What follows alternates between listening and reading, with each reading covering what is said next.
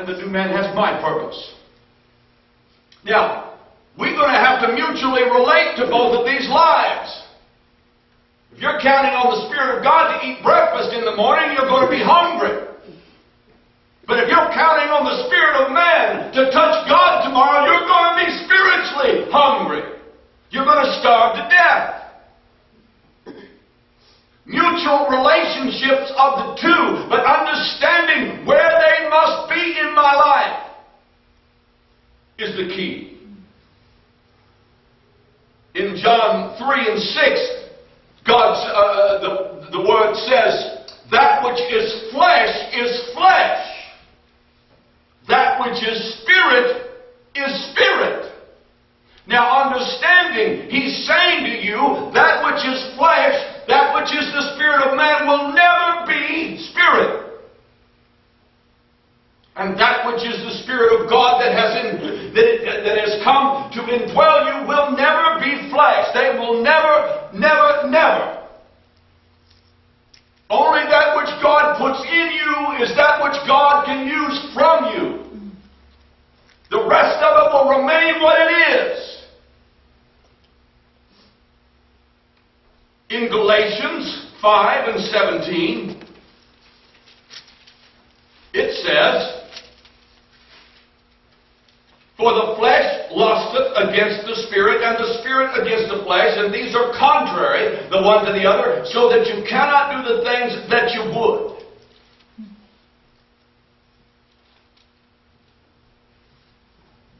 There is a struggle that goes on between these two natures.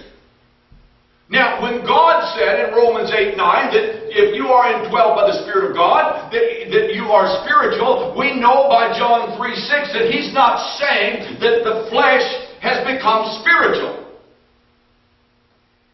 What it means to be natural or spiritual if you are born again, because if you're not born again, you have no ability to be spiritual.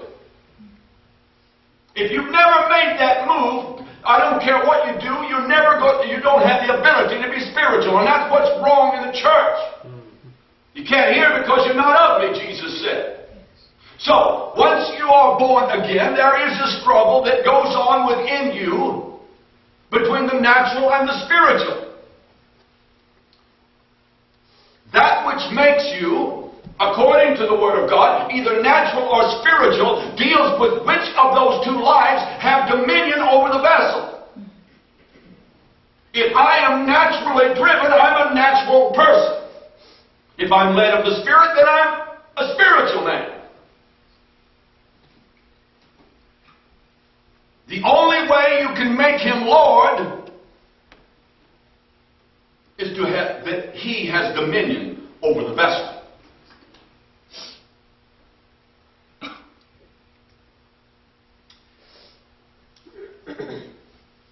Now, understanding now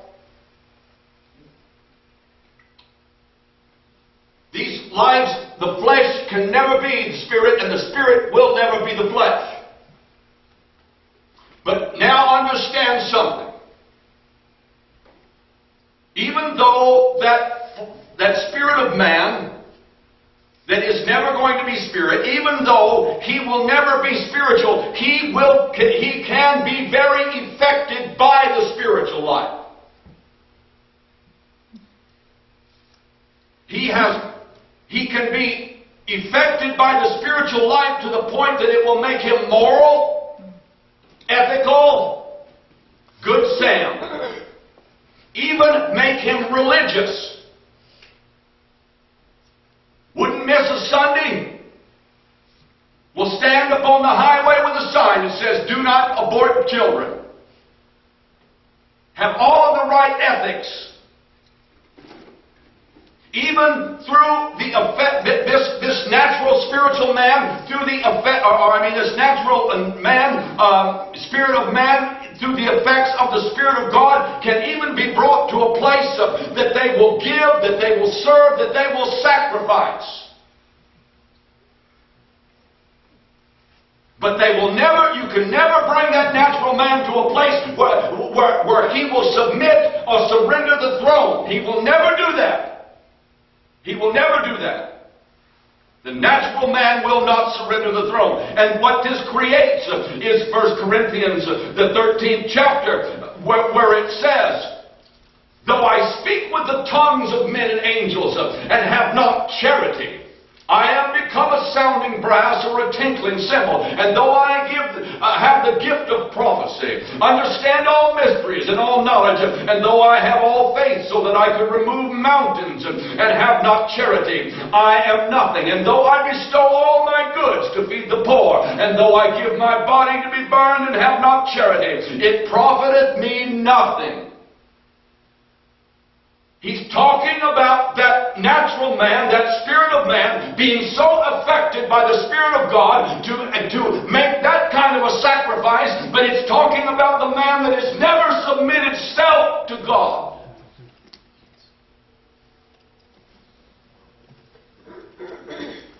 You will find that when we deal with this affected life, that when you uncover everything and get to the center of it, the bottom of it, what you will find is the purposes are different. The motive of the spirit of man in his very best has a different purpose.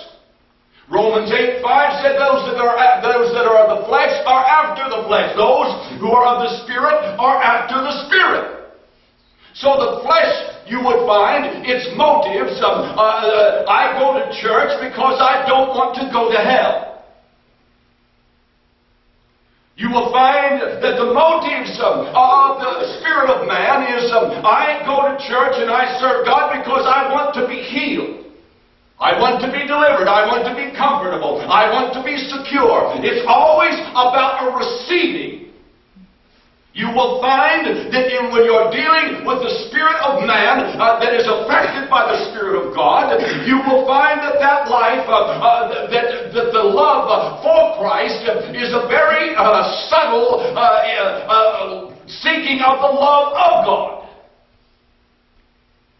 You understand what I'm saying? You will find that the spirit of man, affected by the Spirit of God, even in the service to God, in the end what it comes to is a personal achievement in which we take pride. Look what I've done for Jesus.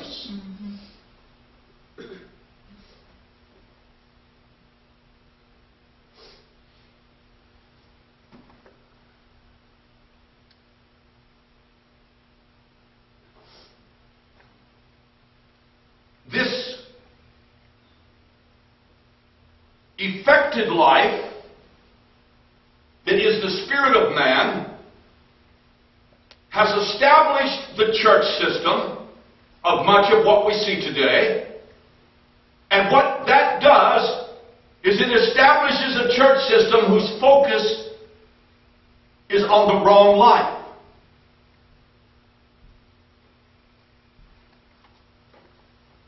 It's difficult to discern this in many cases, and even difficult to discern it in ourselves, because the devil makes it so, and the flesh rushes to help him.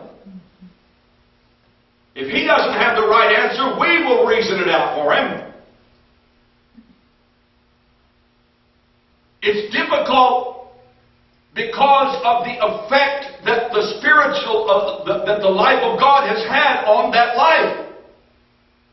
As I said, it's very moral, it can be very ethical, it can be very honorable, it can be very charitable, it can be religious, but it's still self.